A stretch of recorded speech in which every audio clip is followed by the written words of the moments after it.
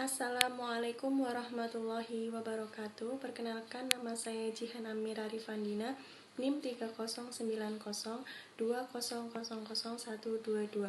Di sini saya akan menjelaskan tentang konsep map yang sudah saya buat, yaitu konsep map tentang aborsi.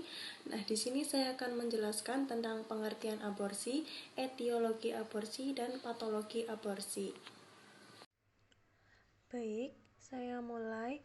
Saya akan menjelaskan tentang pengertian abortus, patologi abortus, dan etiologi abortus.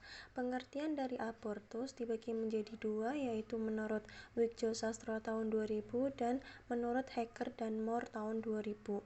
Pengertian abortus menurut Wigjosastro adalah pengeluaran hasil konsepsi dengan berat badan kurang dari 500 gram atau umur kehamilan kurang dari 20 minggu.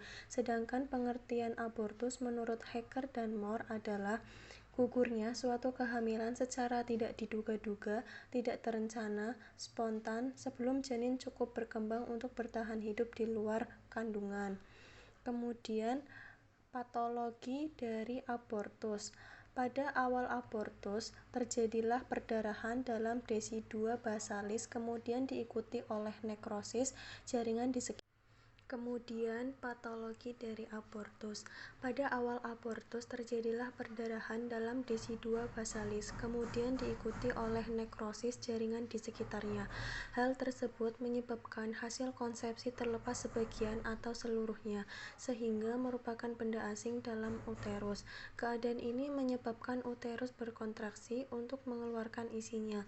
Pada kehamilan kurang dari 8 minggu, hasil konsepsi itu biasanya dikeluarkan seluruhnya, karena villi chorioalis belum menembus desi-2 secara mendalam. Pada kehamilan antara 8-14 minggu, villi chorioalis menembus desi-2 lebih dalam, sehingga umumnya plasenta tidak dilepaskan sempurna yang dapat menyebabkan banyak perdarahan. Pada kehamilan 14 minggu ke atas, umumnya dikeluarkan setelah ketuban pecah, disusul beberapa waktu kemudian plasenta.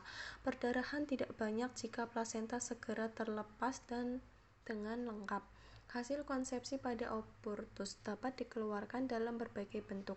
Adanya kantong amnion kosong atau tempat di dalamnya benda kecil tanpa bentuk yang jelas. Mungkin juga janin telah mati lama. Kemudian, etiologi dari abortus dibagi menjadi dua, yaitu hal-hal yang menyebabkan abortus dan faktor lain dari abortus.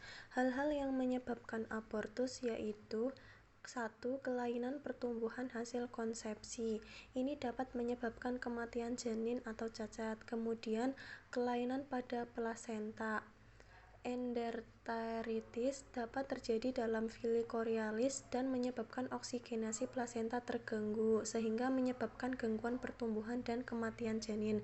Kemudian, penyakit ibu. Penyakit mendadak seperti pneumonia, tifus abdominalis, pyelonephritis, malaria, dan lain-lain dapat menyebabkan abortus. Kemudian, yang keempat yaitu kelainan traktus genitalis. Mioma uteri atau kelainan bawaan uterus dapat menyebabkan abortus. Kemudian faktor lain yang berpengaruh pada kejadian abortus yaitu 1. Umur ibu. Umur yang terbaik bagi wanita untuk kehamilan dan persalinan yaitu umur 20-30 tahun.